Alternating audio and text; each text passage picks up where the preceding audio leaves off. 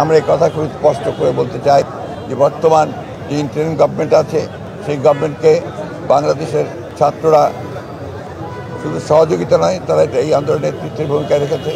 রাজনৈতিক দলগুলো আমরা দীর্ঘ 15 বছর ধরে আমরা ত্যাগ স্বীকার করছি, আমাদের অসংখ্য নেতাকর্মী প্রাণ দিয়েছে এবং আজকে এই আন্দোলনে আমাদের ভূমিকা ছিল অত্যন্ত গৌরবাঞ্জক।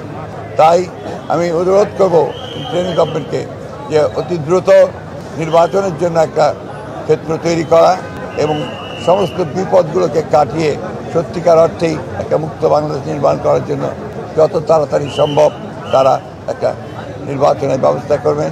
নির্বাচনের মধ্যে দিয়ে জনগণের একটা সরকার প্রতিষ্ঠা হবে। প্রতি বিপ্লবের যে আশঙ্কা, সেই আশঙ্কা থেকে দেশে মুক্ত করবার জন্য অত্যন্ত সজাগ থেকে রাস্তায় থেকে আমি সেই যাদের যে চক্রান্ত শুরু হয়েছে সেই চক্রান্তকে প্রতিরোধ করবার সকল ব্যবস্থা গ্রহণ করবেন। জনগণের কাছে আমার এই হচ্ছে প্রত্যাশা। নিজে যখন ব্যর্থ হন সেই তখন তারা অন্যের ঘাড়ে দোষ চাপানোটা তাদের এটা একটা বৈশিষ্ট্য। আমরা স্পষ্ট করে বলতে চাই, এটা ছিল ছাত্র জনগণের নাগরিকের একটা স্বতঃস্ফূর্ত গণজাগরণ। সেই গণজাগরণকে সুসংগত করাই এখন আমাদের একমাত্র কাজ।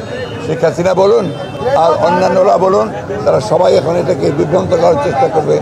জনগণের কাছে আমাদের আবেদন, আপনারা কেউ বিভ্রান্ত হবেন না, অত্যন্ত ঐক্যবদ্ধ থেকে এই যে মুক্তি হয়েছে গণজাগরণ সৃষ্টি তাকে সুসংগত করার জন্য কাজ করুন।